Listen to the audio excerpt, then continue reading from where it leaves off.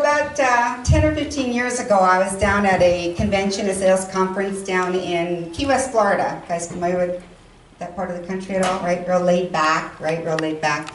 And a group of us that were vendors and presenters at the conference decided that we were going to go have dinner together during one of the things that were going on for the participants. And we had heard that there was this fabulous restaurant in town, and so we made reservations to go there. I'm very excited about that. And one of the guys in the group said, just before we were about ready to go, he said, you know, we are in Key West, and it's, you know, flip-flops and Hawaiian shirts, but we should maybe check and see if there's some kind of a dress code at this restaurant, because it's a pretty nice place. We're going to be walking in there like, you know, right off the street. So I thought, no problem, I've got the phone number. I was the one that made the reservation, so I gave them a call. And a guy answered the phone, who we found out later happened to be the owner of the restaurant. And I said, yes, we are.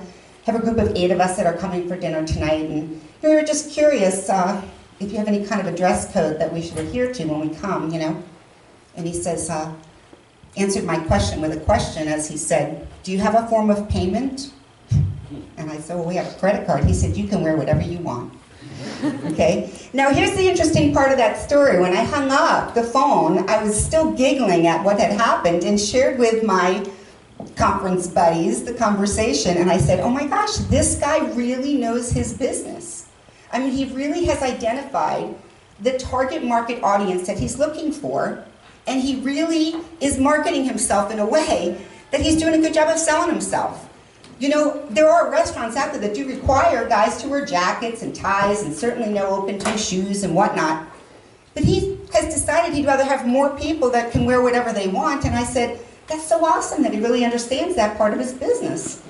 You know, one of the guys in the group looked at me and he goes, you know, Diane, life is not a sales call. And I thought, I beg to differ. Because really in everything we do, there is some kind of looking for buy-in. Would you agree? Right? I mean, think about it, even as little kids, right? We're always lobbying for toys with our siblings because we want to have the opportunity to play with something and not let our brother or sister get it. There's also bargaining with our parents, you know, we have to have something. I need it. Not a want, it's a need, right? So we're bargaining. Then of course you get into your teenage, adolescent years, and there's a lot of persuading our friends to do the kinds of things that we want to do, the activities that are interesting to us. There's also trying to influence our teachers and coaches, get better grades, be the one that gets to play on the team. And then of course as adults it's the same thing. We do a lot of negotiating with associates in business. And then we're also finding ourselves, if we're parents, to be convincing our kids to do things.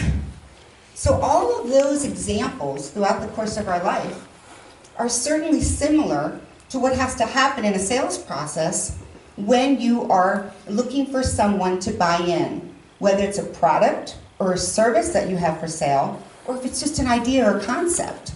So really, life is a sales call, if you will. So that makes all of us, in some way, shape, or form, like salespeople. But here's the thing about that. When I just said that word, some of you are like, yeah, I'm like a salesperson. And other of you said, no, that's the last thing I want to be. And the reason is because there's a perception out there, right? So if we went out into the community, and we're not going to, so don't get excited, but if we went out there right now and we said to the first person that we all walked up to and said, hey, what's the first word that pops into your head when you hear the word salesperson?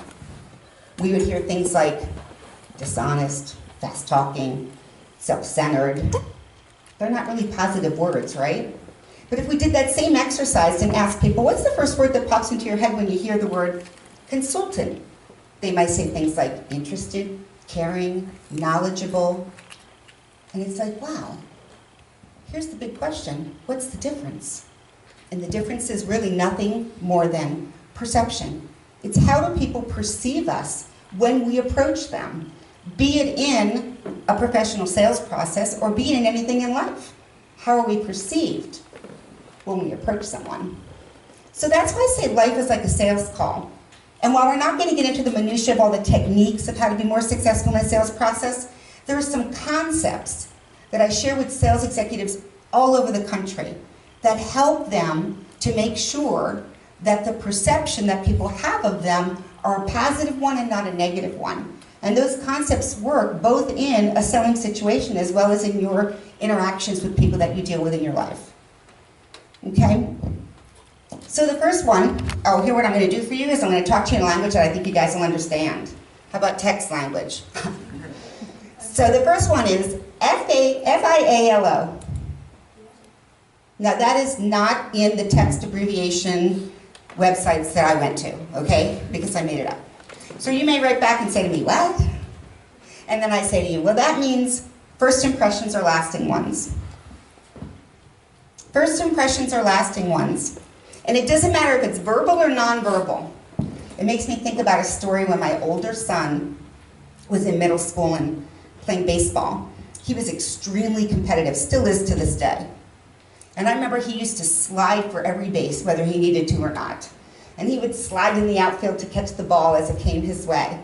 And just as much as he was committed to doing the best he could on the ball field, I was absolutely committed to getting that uniform white after every game. So I can remember pre-washing and bleaching and soaking and everything I needed to do to get those knickers back to what they looked like the day they were handed to him on the first day of the season. I remember one Saturday, he walked into the kitchen dressed for a game, and he looked at me, and he goes, Mom, do you think you could not get my pants so white? Because it looks like I sit the bench. So it was a perception that he was concerned about, that people would have of him, that he didn't have the same ability as somebody who would be playing in every game. So it was nonverbal, but there was still a perception. And it makes the point that first impressions are lasting ones. Because anyone that knew him would know he was one of the star players.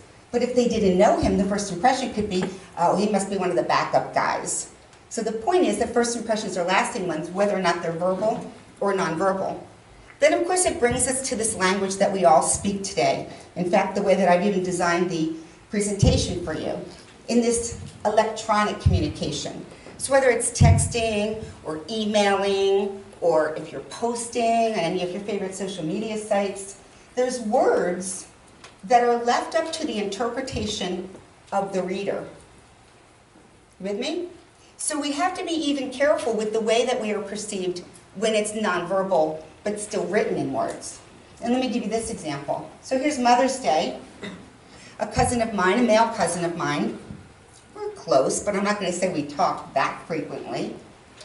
I get a text message from him, and it says, Happy Mother's Day, cuz.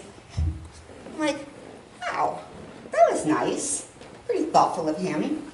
And I knew it wasn't one of those generic messages he sent to every female in his address book that had kids, because it said cuz, right? So I knew it was for me. I thought, that was so sweet. So of course I text him back, and I said, thanks for thinking of me. And immediately I get text back that says, what do you mean we invited you to Susie's birthday, you didn't even come? I was like, what? He must have read my text reply as, well, thanks for thinking of me. You get it? You see the difference? I said, thanks for thinking of me. And he read that as, well, thanks for thinking of me. Are you guys with me?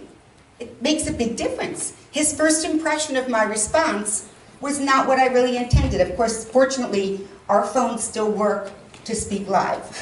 So I called him immediately and explained it. I was like, where are you going with this, you know? And we had an opportunity to talk it through. He goes, oh, well, I thought you were saying I never think of you, you know? And it reminds me of this, what I call the 6 magic words. This is when we're going to communicate with words, and how important it is that we watch how we say things, because of first impressions being lasting ones. And these 6 words are this: I didn't say you were stupid. Now, if I put the emphasis in that on the first word I, it would mean like, I didn't say you were stupid. Somebody else did, but I didn't. But if I said, I didn't say you were stupid, that would mean I wanted to, but I didn't. And if I said, I didn't say you were stupid, that would mean I thought it, but the words never came out of my mouth. I didn't say you were stupid, maybe the person sitting next to you, but not you. Or I didn't say you were stupid. Okay, ugly maybe, but not stupid. Are you with me? So again, the same 6 words with emphasis on each one of them individually changes the entire meaning of the sentence. So in light of first impressions being lasting ones, we have to be really careful about how we are perceived in the nonverbal, in the written, or even in the verbal, because that makes such a difference for whether or not we're perceived as approachable. So the second concept is YADYS. And again, you say, huh? And I say to you, your attitude determines your success. We heard a lot about attitude already, and it's interesting. Because attitude is something that if we don't control, it will control us. If we don't control it, it will control us. So it's really hard to be positive all the time. We're human. But it's a matter of trying to catch ourselves in those times. Because here's the thing about attitude that I say. You can't try to have a good attitude. You're either having a good attitude or you're not. It's not one of those things that you can try to do. You have a good attitude or you don't have a good attitude. And I hear people all the time, well, I was trying to have a good attitude about it. I'm like, yeah, but you weren't. So you weren't, because you either are or you're not. It's kind of like trying to fold this piece of paper. Am I folding this paper? No. But let me try to fold it. It's folding. Okay, now it's not folding. I'm going to try to fold it, but it's folding. So you're either folding or you're not folding. You either have a good attitude or you don't have a good attitude. So we have to just always be focused on, what do I need to do to catch myself? And I think we heard a lot about that with regards to, what can we tell our mind so that we can make sure that we're staying focused in the positive, because our attitude really determines our success. I don't mean just success professionally, but just success in life, in anything that you're trying to do. And the interesting thing about the word attitude, if you took the letters that spell attitude, A-T-T-I-T-U-D-E, and put next to it the number that it corresponds to where it falls in the alphabet, A1, B2, C3, D4, are you with me? And added up those numbers, guess what it totals? 100. Coincidence? I think not. I think it's a little reminder that our attitude should be 100% at all times. Okay? Very, very interesting. So the third text I'm going to send to you now is ISLTW. Again, if you're getting tired of writing the whole word, you just send me question marks back, and I say, integrity speaks louder than words. Integrity is a funny thing, because it doesn't really cost us anything to have it, but if we lose it, it'll cost us everything. Interesting, huh? It wasn't long ago, I was at the grocery store, picking up a card to send my 83-year-old mom, who's not real big on e-cards. I took this card, and so it wouldn't get dirty with the other groceries in my cart and get wet with all the frozen things, I stuck it into the pad that I had with me that my grocery list was written on. Stuck it in there. Got home with my groceries and my card and realized I had forgotten to take it out at the checkout to pay for it. It's like, oh my goodness. In the meantime, if I don't get the card in the mail today, it's not going to be to her in time for Mother's Day. So I said, all right, I'm just going to send it, and when I get back to the grocery store, I'll pay for it. So I did. I go back to the grocery store within a day or two. I go to the courtesy booth with another one of the cards. I went to the aisle that sells the cards. I picked up the same card. I went to the courtesy booth, and I said to the young girl, I need to pay for this card. And she said, you can just go to the register for that. I said, well, I need to pay for it, but I'm not going to take it. And she said, well, why would you do that? I said, well, I was here the other day, and I bought the same card, but I didn't pay for it. And she said, you stole it? I said, well, I didn't mean to steal it. I just had it in my pad, and I went home with it, and unbeknownst to me, it was still there. She goes, what did you do with the card that you took? I said, well, I mailed it because it was going to be late if I didn't get it in the mail. And then she said, well, what are you going to do with this card? And I said, well, I'm not going to take this card. I'm just going to pay for this card, and then I'm going to leave the card. And she looked at me, she said, I need to call a manager. See, here's the point of that story. Integrity is so uncommon anymore, it's hard to recognize. She couldn't figure out what I was trying to do to be that honest to go back and pay. And here's the reason why I had to do that. One, because it was the right thing to do. And two, because do you think that if I went home and realized that I had paid $5 extra for something that I didn't buy, I wouldn't have been back at that courtesy booth asking for my $5 back? See, we have to have integrity even when it's not convenient, and even when it doesn't necessarily always work in our favor. Because integrity speaks louder than words. So just remember, FYI, remember first impressions, your attitude, integrity. And whether you ever sell a thing in your life, or whether life is your sales call, this is an FYI that will take you to where you want to be. Thank you so much for your time.